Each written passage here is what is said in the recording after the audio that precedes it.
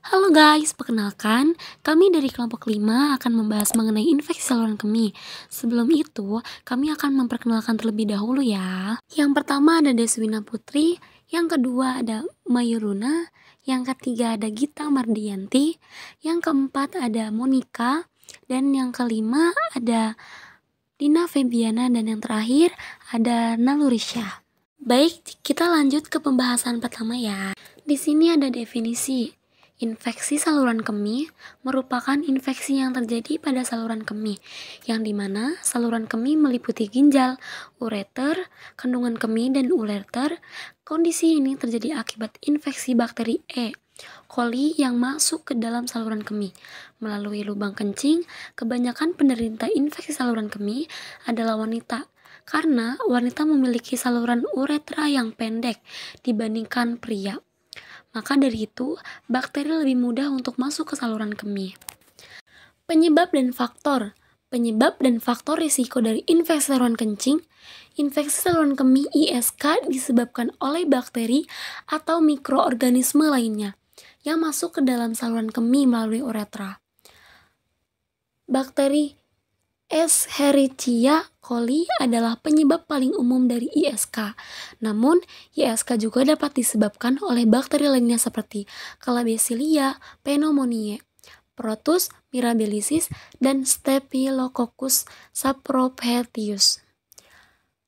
Beberapa faktor yang dapat meningkatkan risiko terjadinya ISK antara lain seks yang tidak aman, penggunaan alat kontraspesi seperti diafragma atau spons kontraspesi, menopause pada wanita, obstruksi saluran kemih seperti batu ginjal atau pembesaran prostat pada pria, diabetes atau kondisi medis lain yang mempengaruhi sistem kekebalan tubuh, kehilangan kontrol kandung kemih. Komplikasi infeksi saluran kemih. Infeksi saluran kemih yang tidak segera teratasi dapat memicu terjadinya urespesis, yaitu kondisi ketika bakteri di ginjal yang terinfeksi menyebar ke darah. Hal ini dapat menyebabkan banyak dampak buruk seperti syok hingga kematian.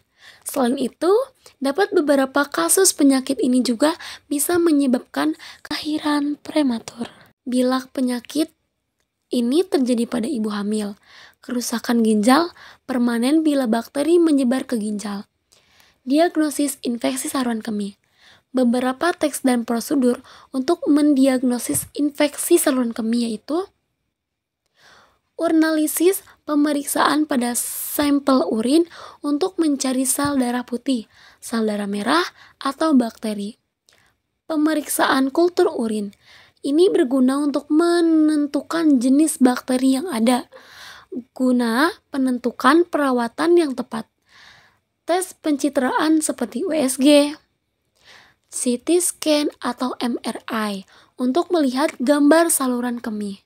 Sisteskopi, pemeriksaan menggunakan alat khusus yang dimasukkan dari uretra untuk melihat ke dalam kandungan kemih.